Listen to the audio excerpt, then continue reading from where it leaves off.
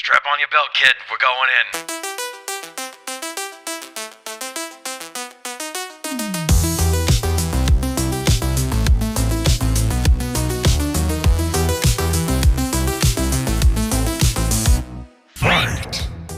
in. Welcome, ladies and gentlemen. I am Jason. And I'm Kyle.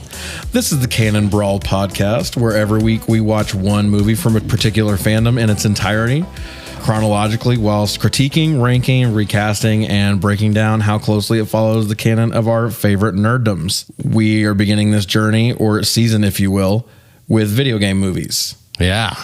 So first, let's tell the audience a little bit about ourselves and why we chose to enter this cinematic endeavor together. Cinematic endeavor. I like that. We have been friends for, 20? It's over 20 now. Yeah. 22 years? Yeah, it would have to have been that, yeah. Yeah. I would say I spent most of my childhood playing video games. And I played a lot of video games, but I was more of the movie kid. Yeah, I definitely watched movies, but when I met you, I ended up watching a lot more. Yeah, I grew up in a small little town out in the country. Same. And so we had one little video store in town, and Tuesday was dollar movie day. So I would just scrounge through the couches or whatever I got from like mowing lawns, if my grandparents ever paid me. And like, I would just be like, it's Tuesday, can we go to the video store? And I would just go rent a fat stack because we got to keep them for a week. And I watched so many movies as a kid. Hell yeah. We also went to the video store every day, except it was Blockbuster. And it was just N64 games every single weweek. I think it was probably back-to-back Ocarina of Time like 8 or 9 times. Oh, yeah. When the videos, we had 2 video stores. Like, one was the tiny one, and then a lady that worked at that one started her own. And so that's the one I really remember, and that was PlayStation 1. So, like, that was Resident Evil, Metal Gear Solid, just renting those on a loop, like, over and over again. Nice. Yeah, I would say you probably showed me. Well, my favorite movie of all time is Big Lebowski, and that's because of you. Yep, and that's my second favorite. Second? Yes. What's first? Shawshank. Shawshank is great. Yeah. Shawshank is great. But yeah, as far as comedy, like, by far, it's Lebowski. Yeah, you'd have way more fun watching Big Lebowski. Oh, yeah, well, I watch it a lot more. Shawshank, I reserve. I only watch that once every, like, 10 years. Yeah, it's not even that heavy, but it's just really long. And it hits hard, so, like, I want to forget a lot of it, so, like, it hits really that too. hard when I watch it. Yeah, absolutely. Yeah, I showed you probably a lot of your current favorite video games. Oh, yeah. For sure. God of War in particular, my favorite video game of all time. God of War 2018. Like, yeah, nice. you pretty much forced me into playing that. Yeah, return to the favor. I owed you. Clerks also I love. That's because of you. Yep. So, yeah. Yeah. We lived together for a little bit, watched a lot of stuff. And then after you moved out, I would come over to you and your mom's apartment, and we would just stay up watching movies all the time too. So, like, yeah. Or playing games and weird stuff. Yeah. Yeah. So we decided we'd start a podcast together because I started a podcast with my wife. I'm going to plug that real quick. Chain Link Theater. It's a great podcast. I love it. Thanks. Well, maybe we want to start doing this with you. Cool. Absolutely. So yeah, we figured why not just unite the two loves. I love video games. You love movies. Yep.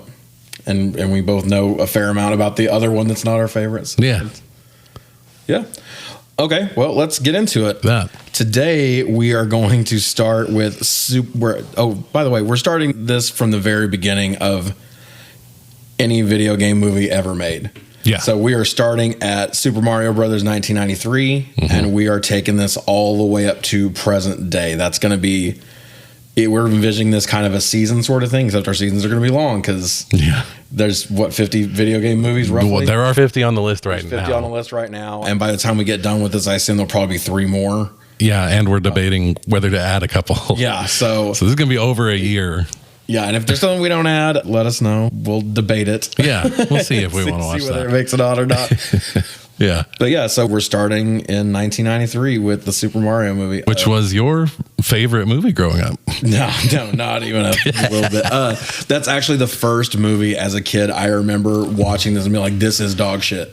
I hate this. I am so mad that I'm watching this. Well, God, you would have been 9? Yeah, I was 9. You're already pissed. I've never seen a movie I didn't like, I don't think, until then. Like, other than And now you've seen hundreds. So many. And we're about to up that. Yeah, we quite are. a bit. It's rookie numbers right now. But no, like, I remember, like, other than, like, walking in on, like, movies that my mom and my grandparents were watching that were, like, way over my head or something like that, or, like, war movies. Oh, right. Like, I'm like, this isn't for me. And walk something that I actually went to the theater and was excited about. Well, did you care about the games? Mario games? Okay. I was the poor kid, but I always got things a few years after they were cool. So my grandparents on my dad's side, they always bought me the cool shit. Oh, okay. So I got an NES in probably 90, 89, something like that. Yeah. And so, yeah, I played Mario 1 a lot more than I played Mario 3 is my favorite, but Mario 3 is great. yeah, so good. Yeah. But I had the Mario Duck Hunt pack and played the Ninja Turtles game, which is infuriating, which we beat, by the way. We did. So suck it. We used save states, but yeah. Yeah, whatever. It was still impossible. You didn't have to tell them that. Like, It's full transparency on this podcast. I will lie to you all the time. But yeah. So let's get this thing going. Mario was actually the first video game I ever played because when I was like 3, maybe, I watched my mom beat it. Oh, wow. Yeah. Which dope. She tried to play games much later in life and she was terrible at every single one of them. But yeah, it's something about old ladies, like once there was more than 2 buttons, they just couldn't do it. They couldn't do it anymore. But she slayed Mario. Oh my god, my mom and Galaga and Dig Dug, she was a monster. Oh really? Yeah. That's awesome. As far as the rest of the Mario games, if I want to talk about a little bit about my history with them, I've played every single one of them except for I didn't beat Sunshine. Oh wow. Yeah, nowhere near that. No. I played the first 3. I played Super Mario Super Mario World or whatever, the Super Nintendo one. Yeah. I played that over at my cousin's a lot. And then not a lot. I've Mario Kart, Smash Brothers, stuff like that. But as far as like the mainline Mario games, I know I have played a couple of them. Okay. But I couldn't even tell you. Oh, Mario 64, obviously. I played mostly in J.C. Penney's. Oh, yeah. at the mall. I was playing that stuff at Sears. Yeah. Oh, it was Sears. Yeah. Okay. Yeah. Yep. So yeah, they're pretty light on plot. There's not much to them. She's in another castle. Oh no. Yeah. That's the plot of the last one even, but the gameplay is just so good. Oh yeah. It's so smooth. I don't play them as much anymore, but like when I was a kid, I almost exclusively played platformers. Well, you switched to Sega, didn't you? Yeah. Also bought by those same grandparents of course. A couple years after Genesis first came out. But yeah, Sonic, Pitfall, the Mayan Adventure, not the like old school one, but yeah. Aladdin. Oh my God.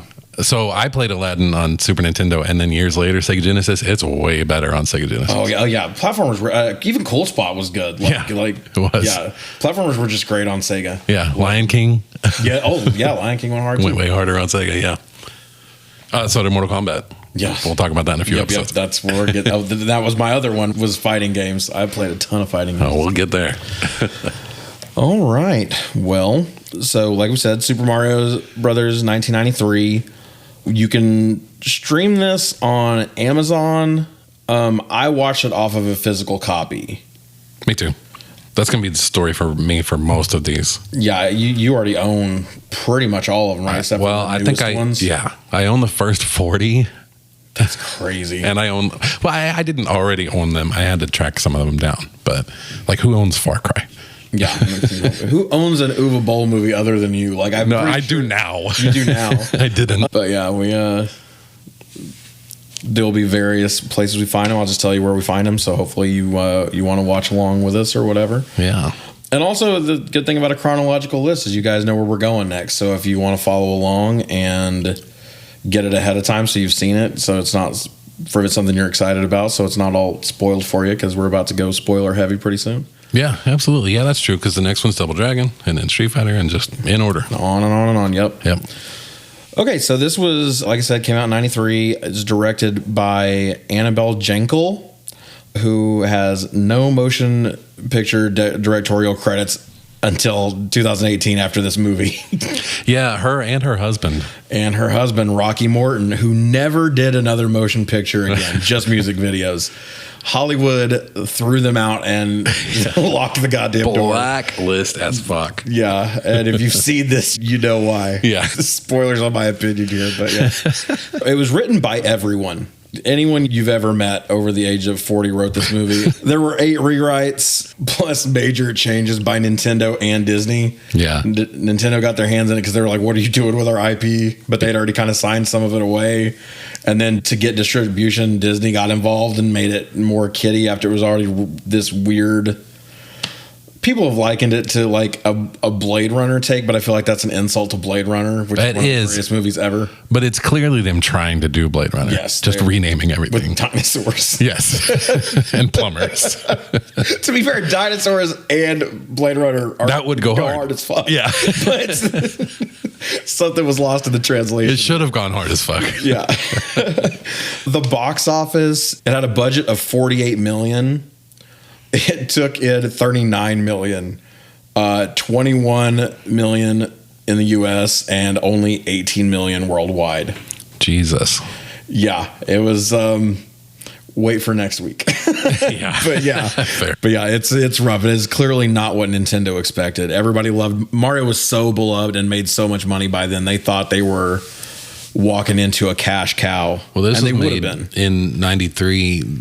Mario's first appearance is like 81. The first game on the NES that everyone thinks of, Super Mario Brothers, is 1985. Mm-hmm. So Mario had been famous like as long as like the MCU was good. I think Mario 3 has already been out by the time this came out, right? Well, Mario World's already been out. Oh yeah, so like fever pitch, like at the height, the biggest game in the world at the time, probably. Yeah. Like now Nintendo was pretty hands off, weren't they? They, from what I had seen, that they went and found people and they entrusted them with it. They signed a lot of the stuff away, but then there were a couple Nintendo executives that were like panicking, and so there was a little bit of. They're still doing that today. Yeah. So how much they were actually able to change it, I don't know, but I know that they definitely wanted a lot of changes, and I know that Disney was Disney was the big like push for more of a kid friendly version toward the end there. But okay, yeah, I bet Disney paid for more of this than Nintendo did, honestly. But I don't know that would not surprise me. All right, a couple fun facts about this movie. Dustin Hoffman agreed to play Mario, and Nintendo didn't want him. What? Nintendo turned down Dustin Hoffman being in this movie. Okay, I didn't know that one. Yeah. And this is right around when he played Hook and stuff, so like he was still a big name. One of the first drafts of this was written by the guy that wrote Rain Man. Yeah. So that's interesting. Yeah, what would that movie have been? What would that movie have been, but better than this? Probably. Is the answer. Yeah. I don't know what. Even if Mario was just counting matchsticks and shit, like it would have been better than that. Danny DeVito turned it down flat. That one I knew. He did not want it. Yeah. And fucking Tom Hanks agreed to do this for $5 million, but the Burbs and Joe vs. Volcano scared them off. They thought his star was drifting, not rising. Which it would have if he'd have done this movie. Oh, it would have been the end. We would not have gotten Green Mile. We would have with some other dude, but like, like we would not be talking about Tom Hanks. Yeah, like 80% of my favorite movies ever made, like would not have been made because of this movie. Yeah, facts. Maybe Bob Hoskins would have been Woody in Toy Story. So he was going to play Mario? There's a snake in my boot. That's pretty good. He was going to play Mario? Yeah. He's tall and skinny. No, he'd have been better Luigi, but it said he was I'm pretty sure it said for Mario. That's crazy. But yeah. Honestly, those two actors, I don't think they're the problem here. But we can get to that. I don't think that, like, there are plenty of issues, but I think what they were given, and also what I'm going to get to in some of the facts here, is like they just kind of gave up partway through. Yeah. Okay, so carry on. Arnold Schwarzenegger turned down King Koopa. Oh, wow. There were so many rewrites, the actors stopped learning the lines because they would come in on the day and everything they had been professionally like learning and their craft and all that out the window. Completely new lines every day. So they just stopped. They did not care anymore. Yeah. Jesus. Bob Hoskins reportedly broke his finger, was stabbed 4 times, nearly electrocuted, and nearly drowned on set. That's just a Saturday night for him. Which means he suffered almost as much as we did watching the goddamn thing. Very nice. Thanks. But yeah, that's from his own mouth. I was told that you can see the cast in some scene. I didn't see it. Yeah, they had to paint some of it. I think there's one scene where I saw it. Also, it broke in the scene where they were driving in the van. Yeah, he had his hand up on the door. He had the hand up on the door, yeah, and the door slid. Fun fact with that, John Leguizamo was drunk as fuck driving the van. He didn't want to do this anymore. Because no, him and Bob Hoskins were both, when they were just like, what is this? They started taking shots between takes. They were just hammered the whole run. Because that's what we should have done. It is. That'd be awesome. But yeah, they chose, this is just a side note, this is not necessarily an interesting fact, but they chose to make a dinosaur-based movie and released it 2 weeks before Jurassic Park. Yeah, right? Jesus Christ. Just try to bury yourself. And that was Universal Jurassic Park, so they knew it was coming out. Yes, and Spielberg was attached. It wasn't like, I wonder if this is going to work. Maybe we'll edge them out. Like, this was just... I mean, it's the biggest video game movie of all time. I mean, I guess with the right amount of hubris, you can do anything. But by the time you're picking a release date, you know that you have a bad product. Yeah. And you know the hype around Jurassic Park. Yeah. I was a little kid. Like, also, Jurassic Park is like my Jaws. Like, me too. The thing that everybody, the generation above us, talks about. Like, yes, like, oh, this is what a blockbuster is. This changed my life. Is like what a movie could be. Yeah, that's Jurassic Park for me. Me too. So, but I even remember there being some sort of hype beforehand. I remember it being like, my mom used to watch E.T. and all those shows and shit like that. And so I remember them always having vignettes and all the people were on the talk shows. My grandparents watched the talk shows. I knew that this was a monster before it even came out. And so if I knew, 9-year-old in bumfuck, yeah, people with their fingers on the pulse of Hollywood should have known that. Should have. Did not. A little side note about the directors. The stars openly trash the directors in media. Yeah, which never happens. And these were like professional people too. This wasn't just like a bunch of yahoos. They poured hot coffee on an extra. One of them, I don't know which one, allegedly. Whatever, you know. What, to bully them or on accident or? Yeah, On purpose? On purpose, yeah. Oh, intentionally did this. The cast and crew openly wore T-shirts with rude and dismissive comments that the directors had said to them personally. They went and got them printed and was wearing them on stage. That's another level of hatred. Oh my God. Everyone hated. That's why they never worked it. Like, they never worked again. That woman I already forgot, Jankel. She didn't get another directorial chance until 2018. That's 25 years. Yeah. Jesus. Yeah, 25 years for her to be allowed to make a movie again. It was, oh my God. They were hated. And reports of constant set arguments stemming from alcoholism. Apparently they were both drunk most of the time too. Oh. And so this is hard on everybody. Having like domestic arguments back and forth. They are not married still, by the way. Do you know when they got divorced? I don't. Okay. My guess is pretty soon on release. But yeah, we already talked about it a little bit, but what's your history with Mario? With the games, extensive, as I already touched on. With this movie, I'm not sure if I saw it the year it came out.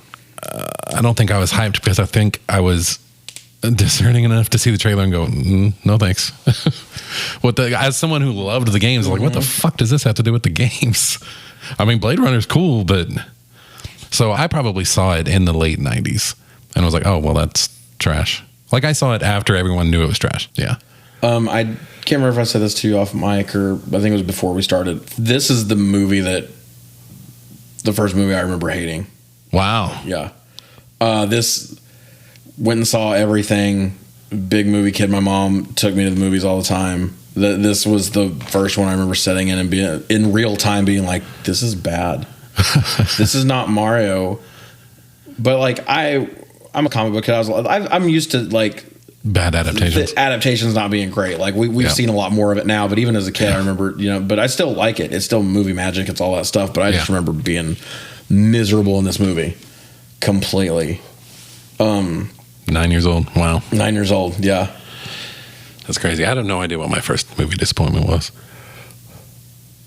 It sucks that yours left such an impression. Oh, yeah. I mean, there might be. Maybe I might, revisionist history maybe too. But that's the first one I remember, like, walking out and just being disillusioned. Just a little kid, like, well. Token 9-year-old Can we go to the candy store? 'Cause I need to forget. Just aged 20 years. But enough ado. Let's go ahead and get into the plot of this. Why not? Cinematic gem. Yeah. So we start with the beloved Super Mario theme. At this point, I am super in. Yeah. I was like, oh, okay. Yeah. I'm like, maybe I don't remember this, or maybe this is going to be a good thing. Maybe my memory has lied to me. Then we see some dinosaurs and a diatribe about what if the meteor just sent dinosaurs to a different dimension to thrive and they found their way back to ours. This animation looked like shit. It was so bad. So bad. From a video game company. Again, Jurassic Park came out 2 weeks later. Just picture Jurassic Park. Yeah, think about Jurassic Park and then watch this. And then picture if Land Before Time was drawn by your 5-year-old daughter. Exactly. On Microsoft Paint. I sit on top of a paint shaker or something. Yeah. At this point, I'm still in, but slightly less. Yeah. I like dinosaurs. We'll see where it goes. Now I see the love interest from Broken Arrow with Christian Slater drop off what looks like a baby or a bomb at a Catholic church. Yeah. Bringing a child to a Catholic church seems like a little irresponsible, but whatever. We've learned a lot in the last 30 years. Is this mother played by Samantha Mathis? Same lady. I think I didn't go back and check, but like you say she's from Broken Arrow. Samantha Mathis is. Yeah. So. Oh yeah. Samantha Mathis. I'm sure at some point I went and looked that up. But she will be referred to as Broken Arrow through most of this. I'm pretty sure. Okay. Or until I remember that. Until I start writing down. She's also in American Psycho. Oh, she is. Yeah. She is in that. I forgot. Yeah. So Broken Arrow flees and flees the scene in a dark alley to run into none other than the Hoosier Daddy himself, Dennis Hopper, with bleach blonde cornrows. What is this? I don't know. I want more of this. You're in. Currently, yeah. Like, what is this haircut, dude? It was a choice. Doesn't somebody later call him Ruffle King? Something like that. Because his head looks like ruffles. He had a ruffle on his head. Boy, you got a ruffle on your head. So in the church, we see a long egg that looks different than it did in the last scene. I don't know if you noticed that. No. It looked smooth in one, and then it looked like a dinosaur egg sort of thing. That's probably because it's an animatronic now so that it can hatch open. More than likely, yeah. But they look very different. I did not notice that. It hatches to reveal a human baby and a crystal inside. I don't know how the crystal got in there. Unless maybe it was just off to the side, but I'm pretty sure it was in the egg. Crystal formed in the womb, I guess. Yeah, it's like a clam, but dinosaur babies make, I don't know. I'm confused. It's the worst blind bag reveal ever. Do I got a fucking child and a baby in here? What, either of these part of a crystal?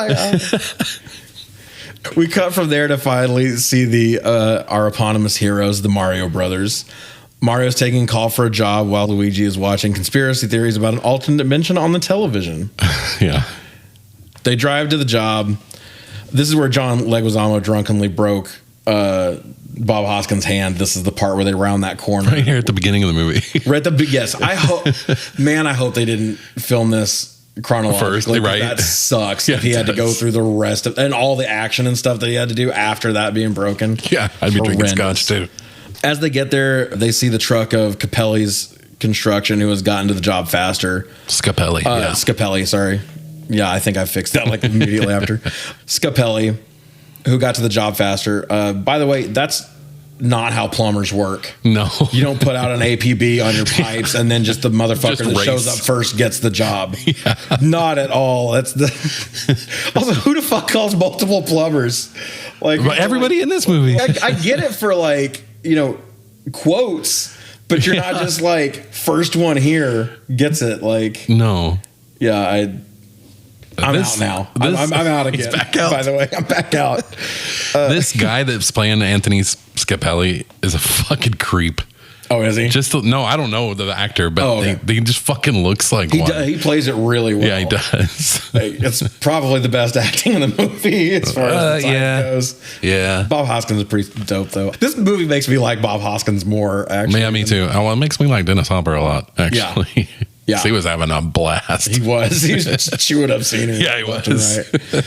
As fate would have it, this is the same Scapelli that has shown up at an archaeological dig to threaten the broken heiress because they're digging for dinosaur bones on his construction site. What? I get how his portfolio is diversified, but this doesn't make sense either. What's the permit situation here, too? Like, who's zoning? I don't know. He threatens to make her disappear if they aren't done by the end of the day. So she goes to make a phone call. Like, she's just gonna, I don't know what she's planning to do here, but like, yeah. He tells her, like, you have to be finished by the end of the day. You have to finish digging for dinosaur bones by the end of the day. Which I think she's planning on calling the university to see. Yeah. And they're not going to do anything. No. What is... But she also walks like 4 fucking city blocks to get to this phone. And at the pay phone, Luigi runs into Broken Heiress and lets her use the phone and gives her a quarter. We find out her name is Daisy, so hopefully I'll refer to her as Daisy from now on. Luigi's immediately smitten and makes a fool out of himself. Yeah, it's kind of adorable. It is a little adorable. It is endearing. Luckily, Mario has like way more game. So much game, brother, and charms Daisy into the van. Which that's a jump from like maybe having dinner to like get her in the van to give her a ride. Nothing illicit. No, as far as we know. Flash forward a few hours, and Mario, Luigi, Mario's girlfriend, and Daisy, who apparently isn't too concerned about her brutal murder at the hands of Scapelli. Right. This deadline that she has by the end of the day, she's like, oh, I think I'll go get a lovely meal of Italian food. Did we cover the goons yet? Iggy and Spike? Weren't they in the not previous yet. scene? I think I forgot about them until a little bit later on. Okay. I like them. Yeah. They're fucking morons. They're fucking morons. But they definitely come up in a minute. There you go. So then Mario's girlfriend offers free tanning to Daisy, who reveals that she was from an egg that hatched at the church and never takes the crystal that she goes to grab. She goes to grab her necklace. Yeah. And she's like, oh, yeah, I was born out of an egg and I just had this around my neck. And it's a weird trauma dump for just meeting these people. Like, I feel like we all kind of know these people who just, you're like, hey, how's it going today? Oh, not too bad, but except for my probation officer. Like, no, I don't need to know that you came out of a fucking dinosaur egg. No, you say pretty good and move on. Just trying to have some lasagna right now. This is Luigi also doesn't know his parents and calls Mario his mother, which it's cute. Yeah. I enjoy that. Was our first canon problem. Yeah, agreed. First of many. Yeah. Stay tuned. They split up. The two goons, there we go, Iggy and Spike. Go ahead. Oh, well, one of them's Fisher Stevens. You know what he's from? I do know what he's from. It's one of my favorite movies when I was a kid. I'm assuming you're not talking about Hackers. No, I'm not. Short Circuit? Short Circuit 2. Nice. Yes. No, he's in both of them. Yeah, he's in both. Yeah. He just becomes the main character of the second one because they can't get Steve Guttenberg back, which should be a red flag for any production. But the other guy's name's Rich Edson. I don't know him. He looks familiar. I know I've seen him for something. I probably should have looked. He parks the Ferrari in Ferris Bueller's Day Off. That's what it is. I did look. Is that it? Actually. Okay. I don't know what else. But yeah, Fisher Stevens, I didn't know until I was like 30 that he was a white guy. Oh, really? No clue. Did not know they just painted him brown and made him use that accent. That's a crazy letdown as a child. Like I you're like, oh, went back in my mind and was upset. Went back in time. Nice. They follow Mario and girlfriend home. Mario's girlfriend. Well, because they've been told to find a girl who has 2 legs, 2 arms, and a head. Exactly. They've not been given much to go off. Yeah, they're like, that's her. She's in disguise. Yeah. So they wind up kidnapping Mario's girlfriend because they're stupid and thinks that's Daisy in disguise or whatever, or that just meets the criteria. Yeah, she's wearing a pink dress, by the way. Might be a little bit of a Princess Peach reference. Yeah, I think so. So they just think that she put a dark wig on, I guess, and then magically made herself thicker than fucking zoo glass. Good job, Mario. Anyway, so Luigi and Daisy walk to the dig site and then go underground. Like there's just their dig site goes into like the underground tunnels and the sewer system. Yeah. No, this is my game over moment. This is the moment that takes me. Yeah, it's early, and I feel like I'm probably being a little nitpicky, but like I'm already upset about the permit situation and everything, and then they just wander into this fucking thing. Yeah. So yours is before we even get to. No, we don't even. No, we're not. We haven't even gotten to the crazy stuff. It's just more the real world things they ignore that bother me right. than anything else, which is probably not fair for something that was supposed to kind of be a kid's movie. But. Yeah, well, it just stacks up from here. Has she been kidnapped yet? Yes. Okay, I just wanted to give a quick lecture to people that are dropping people off at houses. Make sure they fucking get inside. Yes. That's a thing that I'm bad at. Are you? My girlfriend has... it's like rule one for me. Yeah, it should be. It should be. It's one of those things that just for whatever reason I was never taught that, and I should have figured it out. But I know now. I've had a couple talkings to it now. I wait until I see the door close. So in the tunnels, they're about to kiss when the two most quiet saboteurs imaginable bust underground and start banging on pipes, and they still don't hear them. Yeah. And begin to flood Daisy's dig site. Which, why destroy the dig site when it's already nighttime? Yeah. Like they've got like 3 hours left. There's no one up there. Yeah. Why? The whole crew bailed. It's nighttime. Why the fuck do they need to bust all the pipes? Yeah, that makes no sense.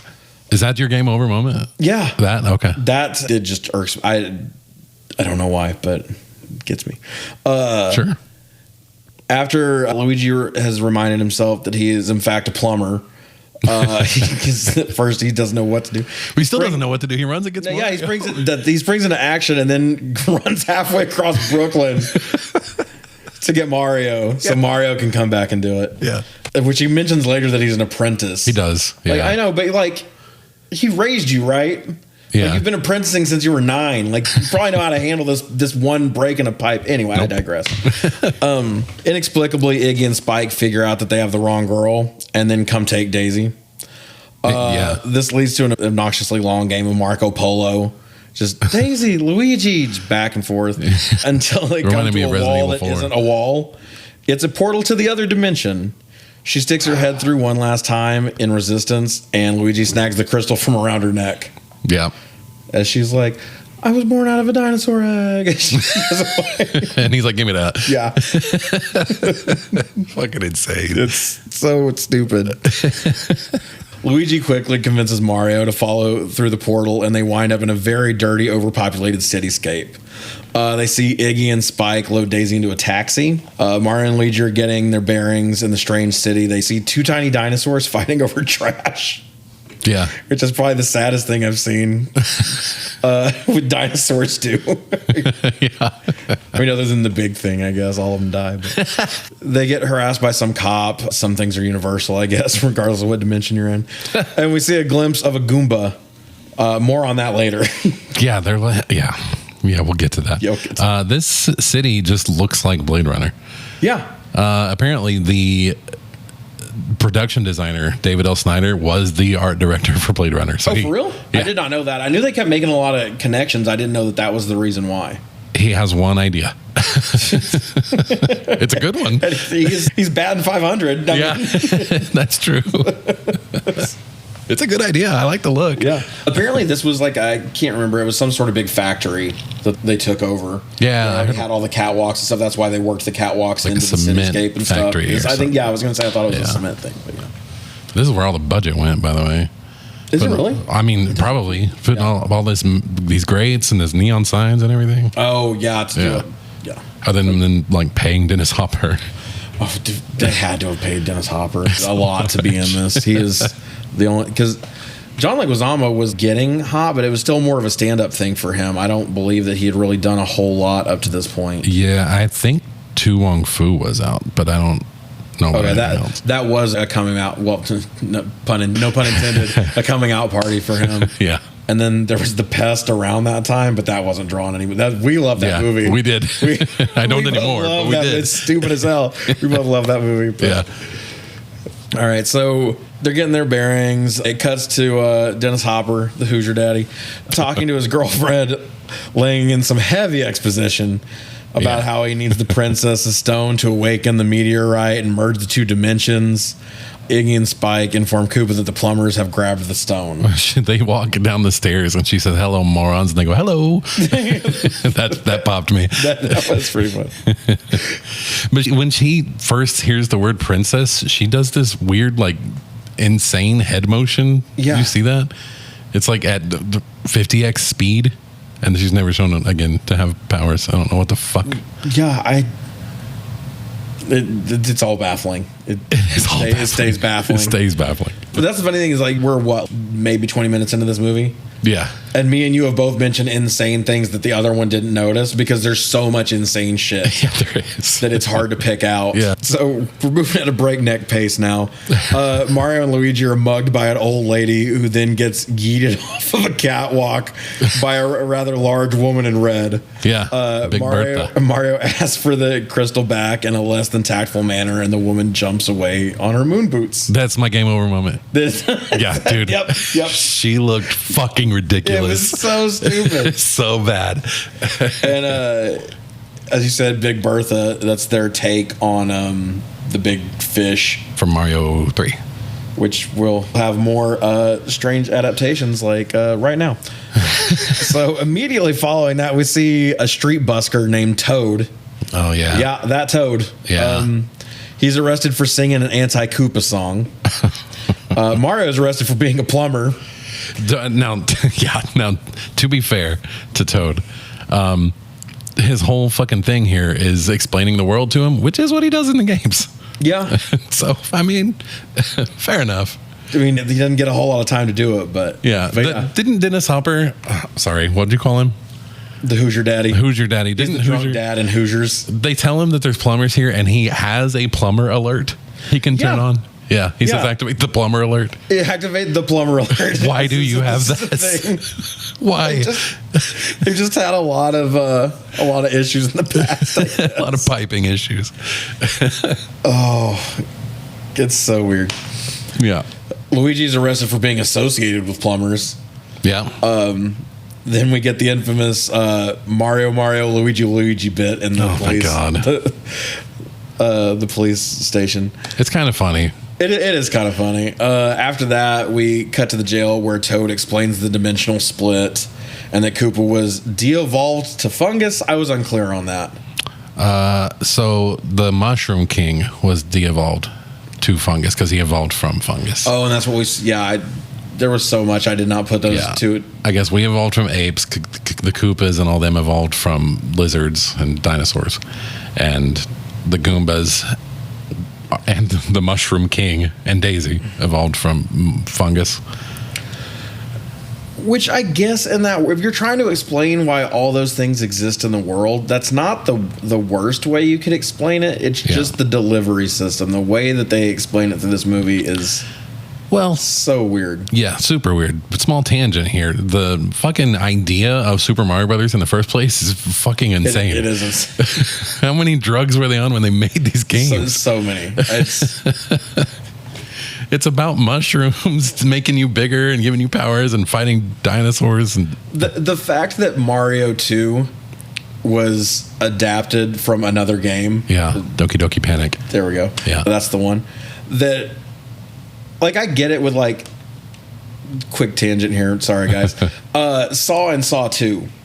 Saw was a big success. They saw that they were starting to make whatever the movie was that Saw 2 was. And they were like, oh, sadistic people, games, like, we can just wedge these two together. Is that what happened? Yes. That explains so much. Saw 2 was not supposed to be a Saw movie. You can tell. But for most people, it's their favorite one. Not me. I don't even like it.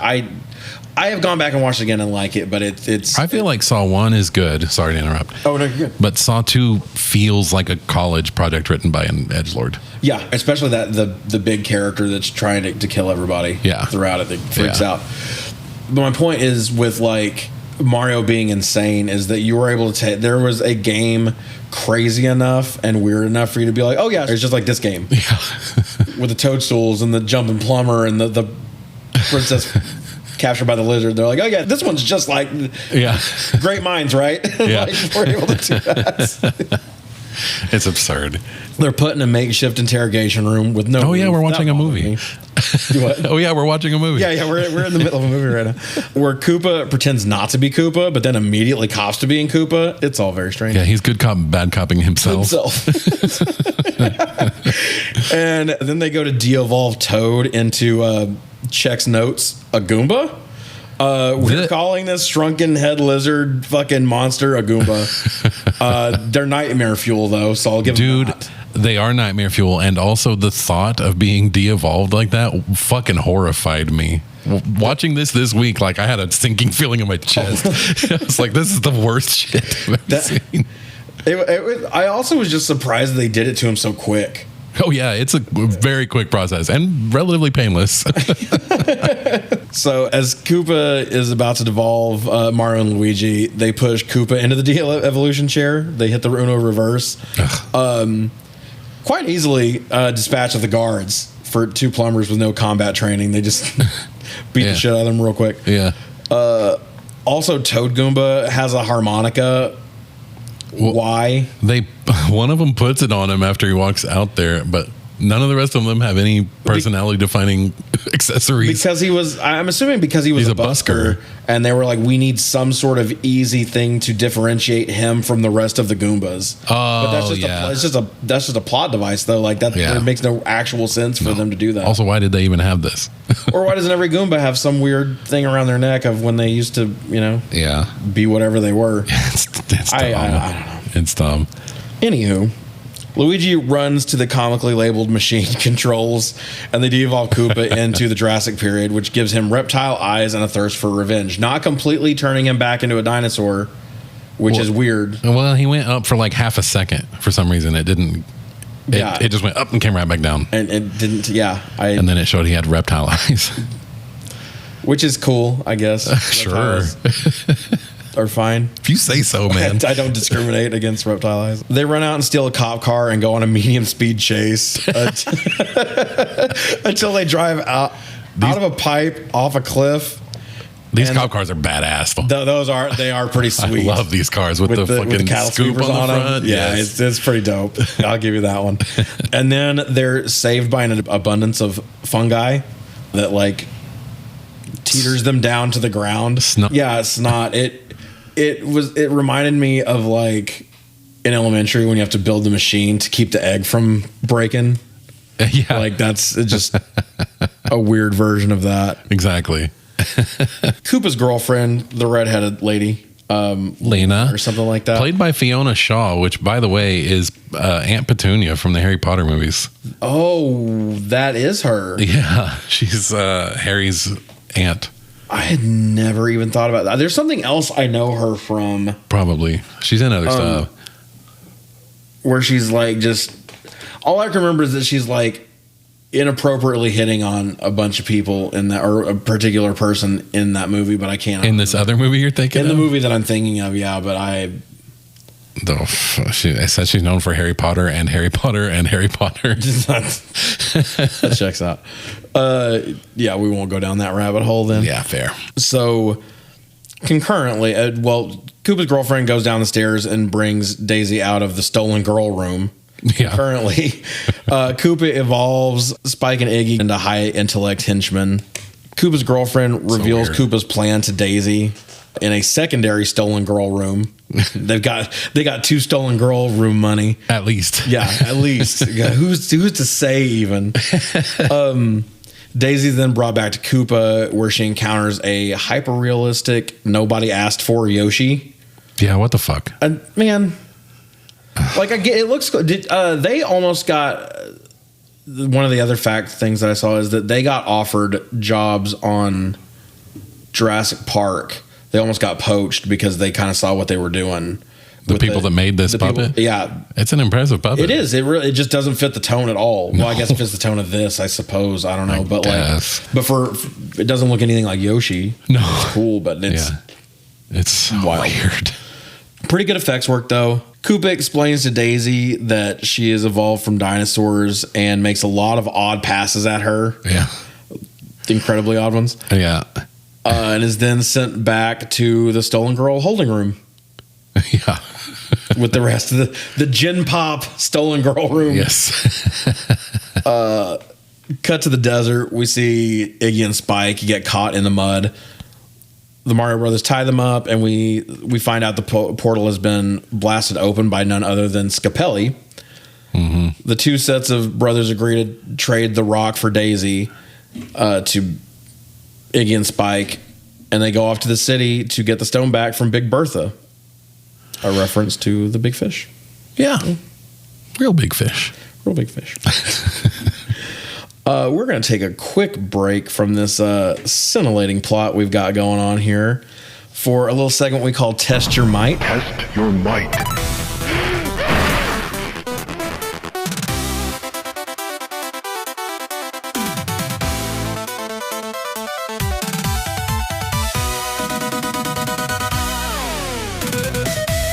I am going to, if you've ever played the Mortal Kombat games, you have the section where you have to break different things.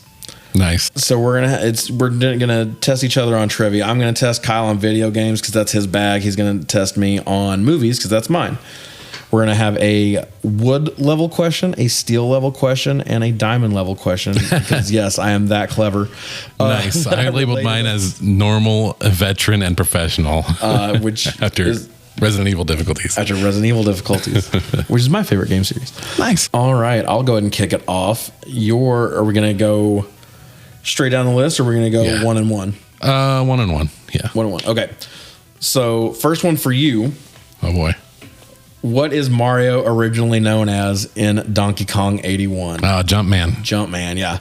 Thanks for keeping it light. I tried to keep it light for you on the first one, and maybe some of you guys out there didn't know that. Yeah, and originally he was Jumpman in the Donkey Kong game before he had his own game. Yep. He was the main character. He was the bad guy in Donkey Kong Jr. You play as Donkey Kong Jr. and Mario's trying to thwart you. And then in 83, they put Mario Brothers in arcade. And it was just from Mario 3, when you go pick 2-player versus, just the black screen with the blue platforms, and you're just jumping on things that are coming out of pipes. That's the whole arcade game. Yep. And then Super Mario Brothers came out in 85. So I guess it's time for your question. Yep. I should have made these. That little diatribe just let me know that I should have made this shit way harder for you. Go ahead. All right. Well, this one's going to be easy too. 5 years before playing Mario here, Bob Hoskins starred in a groundbreaking film as hot-headed detective Eddie Valiant. What was the name of the movie? Was this 5 years before that? Yeah. I think I might be wrong. But it's Who Framed Roger Rabbit, right? Yep. Okay. I didn't think that was that happened in 88. Yeah. I did not know it was that old. Oh, yeah. Huh. All right. Well, your next one, your steel level question. Oh, yeah. Beginning in Super Mario Brothers 2, what 2 slight adjustments were made in Luigi's physics that persist to this day? 2? Well, he definitely jumps higher. That's 1. And he can, float a little. He's also taller. Is that what you mean? He's taller? No. I think you're probably right there with the float thing. It's more that, he slides a little more. Oh, he does do that, yeah. Okay. But I feel like in the air, I think that's just part of an extension of the way it works when he jumps too. So I'm going to say you got that. I feel like that's just to be clear, I'm not saying he floats. That's Peach. Yeah. But he comes down lighter because he kicks his feet. Yeah. Okay. Where's my medium question? Oh, my veteran question. Sorry. Dennis Hopper is legendary for playing Frank Booth, one of cinema's most terrifying villains in a 1986 David Lynch film. What's the name of that film? Oh, man. Did I ramp it up too fast? No, because I should know this. Okay. David Lynch doesn't have that many films, and they're all super famous, so I really should know that. Is it Blue Velvet? It is. Hey. Let's go. GG's. I own that. I just haven't seen it yet. I'm sure I do too. So your diamond level question, if I can ever get to it here. What internal development code name did Nintendo use for Super Mario 64 and the N64 itself collectively? Oh, shit. Internal code name? It's not Project Revolution, is it? That was the GameCube, I think. Code name. Wow. You amped it up. Project Reality. Project Reality. Okay. Yep. That I've never even heard that. That's a good one. Thank you. Good job. Let's see how hard this one is on professional level. In Baz Luhrmann's 1996 stylized adaptation of Romeo and Juliet, John Leguizamo swapped this plumber's wrench for a pistol. What hot-headed Capulet did he play? This is such a good question. I'm so mad at you. I will not get this. I can't stand Baz Luhrmann. I've not seen that movie, but I'm a Shakespeare nerd, so I should. Benvolio. That's going to be wrong. Tybalt. God damn it. All right. Okay, good. Then we have 2 points. Good. All right. Where were we on the movie? All right. So back to the plot. They steal the enormous dump truck thing from some minions who are defeated by the weakest combat I've ever seen in my life. So bad. The brothers go into a nightclub that was originally supposed to be a strip club. Yeah. Did Nintendo get a hold of that? Yeah, Nintendo found out and was like, absolutely not. Are you out of your fucking mind? Yeah. But they'd already hired all these strippers. So the strippers were pissed they weren't going to get to be naked on camera. They were like, we just dance now. Like, they were upset. And that is dedication to your craft. Yes, it that is. I can respect. Yeah. Fair enough. When they get there, Mario, the motherfucking Grizzly Bear, charms the charm off of Big Bertha. Yeah, he does. Motorboating son of a bitch. As you'd imagine, two loudly dressed Italians stood out like a sore thumb, and they are immediately spotted. Yeah. And they try to get away. But Bertha helps Mario escape with the moon boots or jumpers because she could clearly tell that Mario lays that pipe for a living. Yeah. A quick side note, the shitty cartoon music they use during this getaway. But we didn't even touch on that. This is composed by Alan Silvestri, who did Back to the Future and The Avengers. Why is the music bad? God, that I did not know that. That hurts my soul. Right?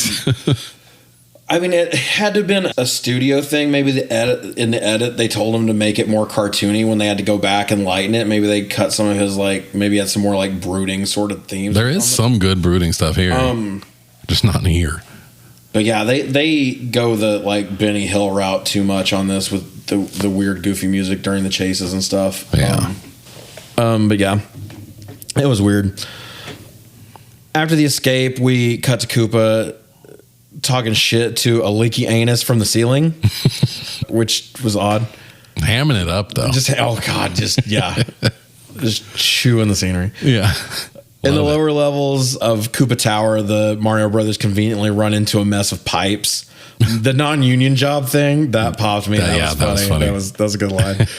Mario tells Luigi they're going to cut the valves off to the heating system and freeze them out. We also see them find their classic video game accurate-ish suits. Yeah. I'm not going to lie. That minute of the movie, hype as fuck for me. Yeah, I almost had me back in. Not completely because so much dog shit has transpired, but that moment was awesome. The red and the green suits. And the plumber thing played in and was helpful in some way that wasn't completely stupid. I enjoyed that. Yeah. Koopa orders the execution of Iggy and Spike. The Koopa and his better half have a spat over priorities, and he walks away revealing that the girlfriend has stolen the stone and will proceed on her own. Yep. In the elevator, we have a weird game of Goomba hide and seek. Apparently, the Goombas can't hear shit. Or see shit. Because they're little heads and they're big bodies. But it's more the sound. They're in goddamn metal boots. Yeah. Shuffling around. There's 30 of those Goombas in that fucking elevator. No one catches them. Yeah. I hate it's this. so fucking stupid.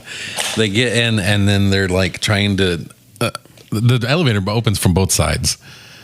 So the elevator opens and there's more Goombas out there, and they just slowly get around behind these guys and perfectly space themselves out. Yeah, it's so dumb. I wish I could. I should go back and rescind my game over moment so I can use it here. This pissed me off so bad. I paused and held off for a few minutes just because I was like, this is. I need to reflect on your decisions. On your decisions. Like, how could you do this to me? Yeah, he gets out of it by like making them dance, like swaying with him. Yes. But it's so fucking weird and so stupid. Dumb. So we go back to Stolen Girl Room 2, and Lena confronts Daisy and tries to stab her in the most like awkward way imaginable. Yeah. No one's ever taught her how to hold a knife before. And Yoshi saves her by trying to eat Lena's foot and gets stabbed. 9-year-old me was fucking pissed. I remember this moment. Really? I feel like I even had the meta moment of like, I'm watching a kid's movie. How are you going to fucking stab Yoshi? Yeah. Didn't she get, is this where she gets tased? Who can even remember? I have down that she gets tased at some point and she just looks mildly annoyed. It's like, ugh. More on inconsistent electrocution in a couple of weeks.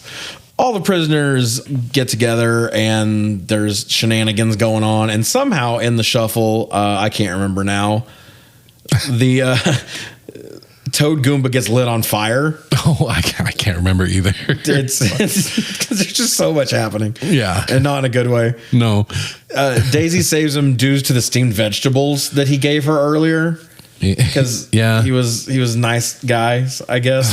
Oh my God. And he's got this. They all have stupid faces, but they gave him the most like goofy. Yeah, I think his eyes are like bigger, and he looks afraid. It's so weird. So if you go to look up anything about this movie being bad, that's the thumbnail. Oh, is it? His face? Yeah, every time. I was scrolling through IMDb a second ago, and that actor, that's his mugshot. That's incredible. That might be my favorite thing I've heard today. Iggy and Spike introduce Daisy to her leaky anus father. Yeah. And then we have the like Luigi flying hook bit in the elevator shaft. They're jumping down the elevator shaft and he thinks he can fly. Oh, yes. Okay. That did make me giggle a little bit, but yeah. Because he's like, no, just jump. And then Mario just jump. He's like, oh fuck, I'm on a hook. That is funny. I actually was a little upset at myself that I thought it was that funny, but Daisy and Mario and Luigi find each other. Koopa finds out Lena is double crossing him and orders her arrest. Mario was supposed to take Daniela to WrestleMania, which that's dope. That was a little... Yeah. I just keep liking Mario more and more as this movie goes along. Yeah, I loved that. I wrote that down, even though it's nothing. Daisy asks him something about Daniela, and he's like, oh, yeah, Daniela. I was supposed to take her to WrestleMania. And she's like, oh, she's here, bro. She got kidnapped like 2 weeks ago. Which as a dedicated boyfriend, that would have been the moment where I'm like, oh, thank God I'm not in trouble for that, at least. For letting her anguish in Stolen Girl Room for 2 weeks, I'm probably in some trouble. Yeah. But I know that I probably would have been in more trouble for not showing up to take her. That's the thing I said I was going to take her to. You're going through shit. He then goes and rescues all the girls from Stolen Girl Room 1. No thanks to fucking Angela from Queens. Yeah. Fucking stupid bitch. Oh my God. Multiple people tell her. They're all telling her shush, and she just screams, hey Mario, kind of like, oh my God. Thanks. Mario and all the stolen girls sled down a huge ice slide right into Koopa. On a mattress, inexplicably. Yeah. He's got a big fireball gun. Mario and Koopa get into a huge scuffle, and the crystal falls off where Lena can get to it. Mario still bluffs that he has the rock, which is, again, Mario just killing it here. Luigi and Daisy chase Lena while Koopa chases Mario. A standoff ensues where Mario drops the bomb. Yeah, I'm saying that right. I always say that wrong, just in real life. Well, bomb's fine. We usually say bomb, but this is the first thing that looks like something from the game. Yeah. So I'm hype. I'm back in. I hate that it's teeny tiny. Yeah, it's but half still dollar cool. size. Still cool that it's there. It's cool. It slips through the cracks onto the streets, and the fungus guides it to somewhere presumably useful. Meanwhile, Luigi has deployed an army of hookers to go back and warn Brooklyn. Which that made me real happy. Yeah. He's just like, hey, you sluts, why don't you go back through that portal and tell everybody that the dinosaurs are coming? Lena kills herself putting the rock in the meteor, presumably. Luigi and Daisy try to fix things since she can withstand the power of the meteor, so she puts it in. The worlds begin to merge as Who's Your Daddy and Plumber, I hardly know her, start to turn to dust. We cut to New York City, where we see the second worst thing to happen to the Twin Towers. Yeah. I was surprised to see that. Yeah.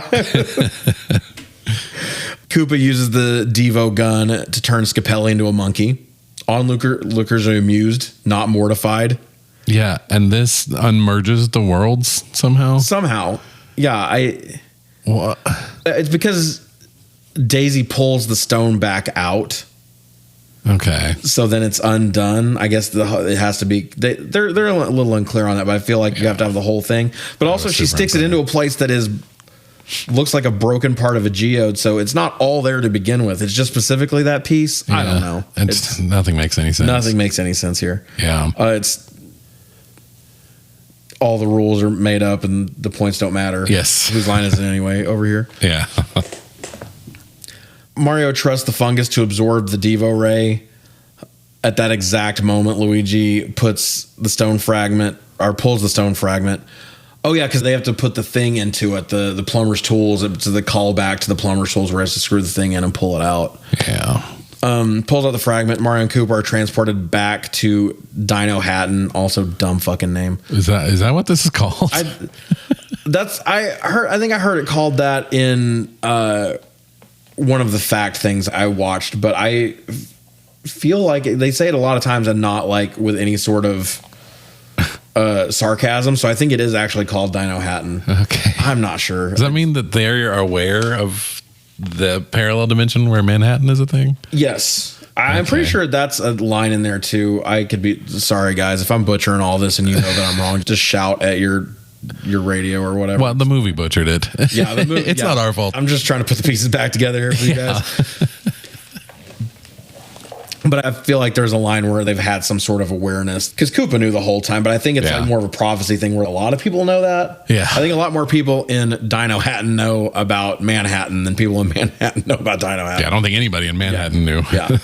So they pull the stone out and are transported back to Dinohattan. Mario and Luigi devolve Koopa down to a dinosaur-like creature for a quick jump scare, and then devolve him all the way to primordial ooze. This felt unnecessary. Yeah. And also looked bad. Yeah. But if you were going to have a real weird adaptation of Yoshi, that thing looked more like Yoshi than that thing looked like the King Koopa from the animated series. Yeah, Super Mario Brothers Super Show. It had it looked hand drawn too. Big knobby fucking mouth and stuff. It was weird. So was this CG? It looked bad. I can't even remember it that way. I remember what it looks like, but I can't remember it with detail. I just remember it was just a very awkward looking fucking mouth flap. Bit of a disclaimer: we're having to batch record these. We don't live in the same town, so we watch 3 movies, and then we have to remember the first one. Yes, so that's why this is. And we make outlines here, but when you have a movie like this that just has so much non-cohesive things that happen, it's all non sequitur. You can read it.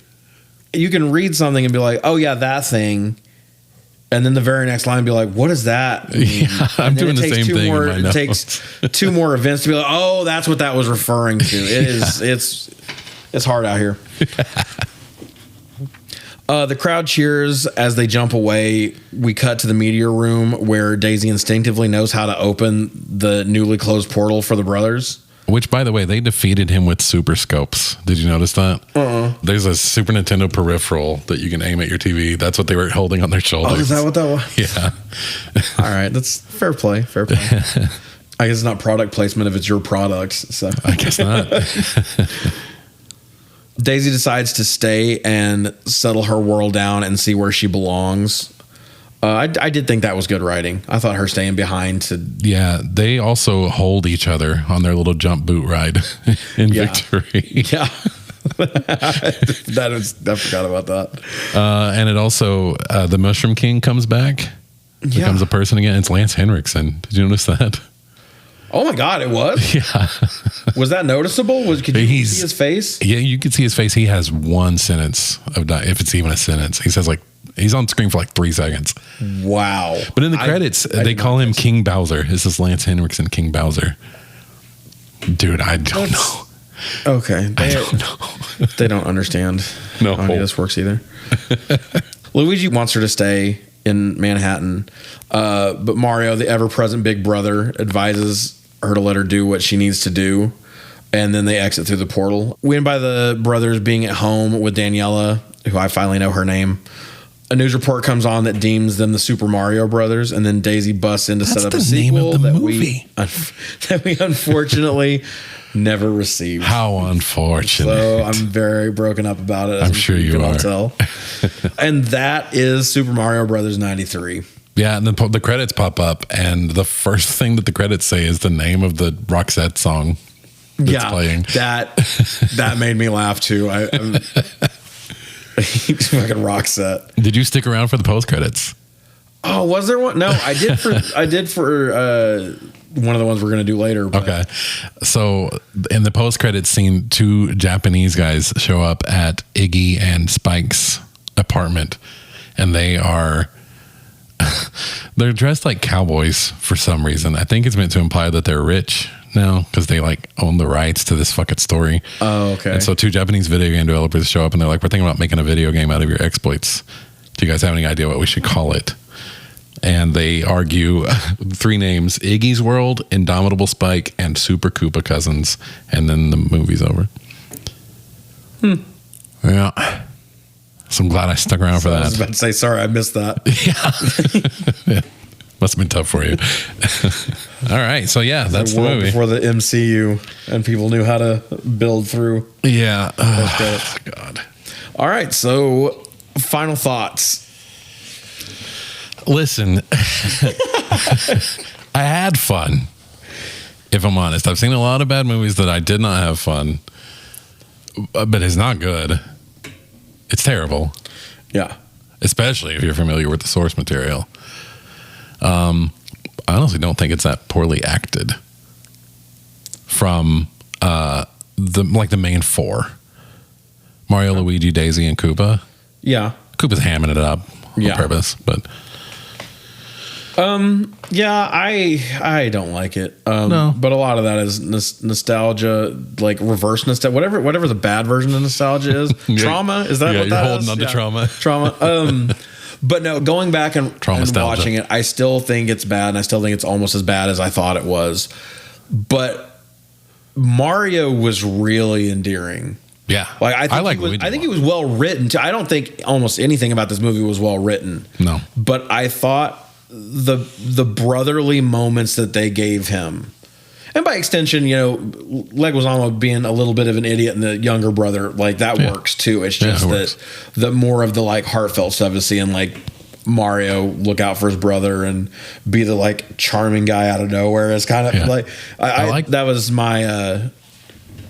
that was my guilty pleasure for this movie. Oh, yeah. I'm going to steal that and say the same one then. Yeah. That's good shit. Yeah. Being a professional, he did everything he could do to try to... Yeah, did you know he's British? I did, yeah. I did not. Have you ever seen Unleashed with Jet Li? No. He's amazing in that movie. Really? And in that... It's close to his regular voice. I think he hams it up a little bit, and it's a little bit more like Cockney or something like that. But he's a monster in that movie. He's so evil, and he's great. And his British voice sounds cool as shit. Yeah, I'm interested now. Yeah, you should cool. Watch it sometime. It's awesome. I will. What is as our resident expert on Video games. What's the canon grade here? How do you feel like? Okay. Well, we could give it a canon check here. It's bad. You don't say.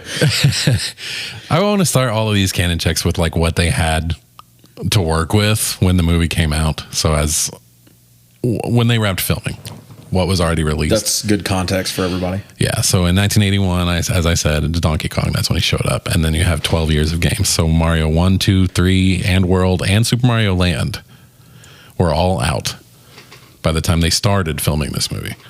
So they had all that stuff to work with. And Daisy wasn't in any games until Super Mario Land. But Super Mario Land 1 is not good. I played it, actually, in prep for this movie. Oh, for real? Yeah, I played Super Mario Land 2 also, but it came out, this movie was already out. Super Mario Land 2 is good. But Mario rescues Daisy in Super Mario Land. That's the only time she's ever mentioned. Games don't have much story. I mean, a princess gets kidnapped, a plumber goes to save her. That's pretty much it. But they are brothers. Yeah. So that's a strike against this movie already. I did look up why they called the Mushroom King, who there is no Mushroom King in the games that I'm aware of, Bowser. King Koopa is apparently what they call him in Japanese, and Bowser is his name in English. That part I did know, actually. Did you? One random day, like years ago, I was like, I kept using the name interchangeably, and I was like, is that the same person? I don't know if that's the same person. I looked it up, and I actually knew that because of that reason. But. Yeah. So what do they get right in canon? I guess plumbers, which is mentioned in the 1983 game, and red and green overalls, and names. Yeah. Yeah, I'm going to give this canon check a big old F. Yeah, it's a failure for sure. Yeah. Yeah, this is not even fucking close. All right. Another thing we like to do is we're going to do what's called respawn recast. Oh. So if we were to make we'll probably have some themes and things will change from time to time. But for the most part, it's if we were to recast this movie, the original directors, the version of the movie that we got, but try to make it better. Oh, okay. Picking a director that we think would actually be able to pull that vision off, and current actors that could do it. We may run afoul from here, every now and again, because it's hard to do. But from back then, we are going to try to hit most of the major characters and kind of see where each other are. We have not looked at each other's lists yet. Nope. So here we go. Who would you pick to direct this? So I took a cop-out answer here because this movie is a ripoff of Blade Runner. I picked Ridley Scott. Ridley Scott. That'd be good, man. Now, however, I do have another option because this movie should not be a fucking Blade Runner ripoff. It should be a Willow ripoff. It should take place in a fantasy land. So I picked Ron Howard. Also a great choice. Either way. I chose Chris Columbus. Oh. Notable Harry Potter. Yes. The notable Harry Potter director. He directed the first two. He's got a bunch of other ones. I just can't think of them off the top. But he's good at world building. He's good at managing kiddie stuff with dark subject matter. Yeah. So I feel like if anyone could save this pile of shit, it might be him. Yeah. To do it the way that it was. They were looking at it. I like that. Who is your Mario? Another cop-out answer. Danny DeVito. Listen, I don't want Bob Hoskins replaced. Yeah, no, I agreed. He is the best thing about this movie by far. By far. Absolutely. If Dennis Hopper had better writing to work with, he'd have been just fine too. But Hoskins was dope. Yeah, loved him. But yeah, so Danny DeVito, who was up for the role, didn't want it. But if I got to pick a short fat guy from the 90s, he could do it. I picked modern actors, so mine will. Yeah, I'm kind of a mix between. It's kind of a fantasy draft thing. I'm curious about modern. Paul Walter Hauser. Oh, the guy from Fantastic Four. He plays the mole guy. That's pretty good. He was also. I just went to look him up a little bit ago because that's what I knew him from, and he's a pro wrestler. What? I don't know if you knew that. Yeah. No. He does indies because he just loves pro wrestling. So he like goes and takes bumps on the weekend and stuff. That's awesome. Big wrestling. He's fans. in I, Tonya. Seen it. It's funny. It's more of an off the beaten path thing, but it's really funny. Really? He's in the new Springsteen movie. Oh, with Jeremy Allen White. Mm-hmm. Okay. He's in Kreger's Resident Evil movie that's getting made. Oh, I don't know what he's going to be. Okay. I didn't look because I want to spoil. We are hyped about that. He's in Black Klansman. That's a great movie. Don't remember. Cruella and the new Naked Gun movie. He's like, wow, he's putting in having work. quite the little renaissance right now. Yeah. Yeah. That's a good pick. I like that. Who's your Luigi? So my Luigi is also from the 90s. But again, small disclaimer, I don't want John Leguizamo replaced. Yeah. I like him. But I do think, especially after Luigi's Mansion, where Luigi got some fucking character. Luigi's Mansion's such a good game. You love that, don't you? I love that game. Yeah, I really do. And you don't love Nintendo games. I'm not a Nintendo mark, but I love that game. It's great. And he is scared and nervous the whole time. So I picked Michael J. Fox. Ooh, that's cool. Yeah. I like that. Okay. I had to put some listen shoes, but yeah. Yeah. You wouldn't have to do well, much. not with Danny DeVito. You wouldn't have to do much to make him taller than Bob Hoskins. Or DeVito. Yeah. Yeah. Oh, yeah, because DeVito's your... Yeah. I like it. Good thinking. I picked one of your boys for Luigi, Ben Schwartz. Oh, that's great. I think Ben Schwartz would be a lot of fun. Yeah. Role. Especially if he wasn't Sonic, but I love Ben. Yeah. That's a good one. I forgot that he was Sonic. That's crazy. I haven't seen that movie yet. Well, we're about give it like 9-10 months. Yeah, about 10 months from now. Daisy. Again with the 90s, but I just picked just the most popular girl from back then. I picked Winona Ryder. That's good. Yeah, I like especially with the vibe. I think that. Yeah. I picked Alison Brie. Oh yeah, she's funny. Yeah, she would work with them. I think she would salvage that character a little bit. Her and Ben Schwartz would be cute together. Yep. Yeah, I like that. I jumped to Koopa from here. Me too, actually. Who you got? I still don't want Dennis Hopper replaced either. To say that flat out for every character. But I did think Christopher Walken could do a fun turn here. He's so weird, especially at this. That actually would probably fit really well, right? Like we're already here, like we may as well. You're already here, and plus he'd be cheaper. You could afford the Michael J. Fox money. I picked Vincent D'Onofrio. Oh, interesting. But like modern day one? Modern day. Oh, okay. Where he's kind of big and scary.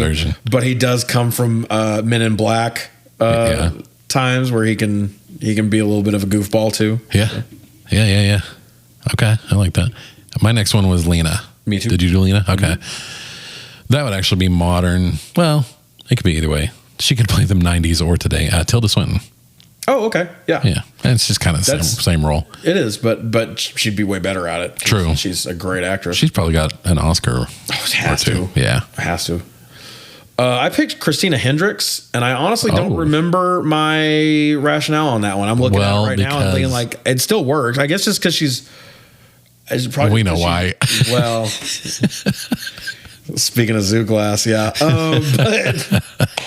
But yeah, that's who I picked. Anyway, don't judge me. And the red hair. Fucking who you got for Toad? So I'm excited about my Toad pick. I think, and he's nothing like this, whatever the fuck this bastardization is, but I think the best exposition character would be Ke Huy Quan.